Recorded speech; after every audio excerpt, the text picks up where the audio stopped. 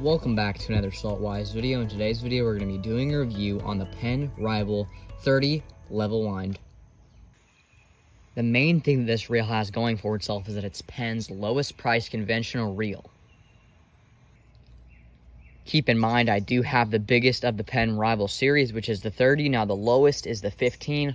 So they have different reels for different applications. The reason I chose the 30 was so I could have all that extra drag and all that extra line so I could fish for more applications. The reason I would recommend this to beginner fishermen who are on a budget is because of the ease of the retrieve and spool. Now, it is a manual trip system, so when you turn that down to free spool, that would let your line go. So like if you're dropping down to the bottom, that would let you drop down, and then you can get your hand on the handle here, and then all you got to do is reel in the handle a couple times just like that, and then that will turn that back to retrieve, so you don't have to worry about switching it with your fingers. It's just really easy to use. Now you have a 3.9 to 1 gear ratio, and you also have 27 inches per turn, so when you reel one time you get 27 inches of line. Really like that, so when you're reeling off the bottom you can get a lot more line along with that lower gear ratio to help haul up those bigger fish.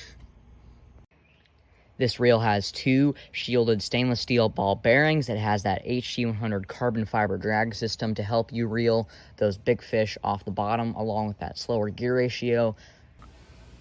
This reel also has a clicker. Now what the clicker does is it makes a noise, so when you have your reel on free spool and the fish starts to take line, you will hear that noise. So when you get a big fish, you won't have to have like a bait alarm or have to watch your hard pull. You'll just know because your drag will start being pulled. Here is the line capacity for my specific model. Now here I have a 113H 4/0 Special Senator high speed version.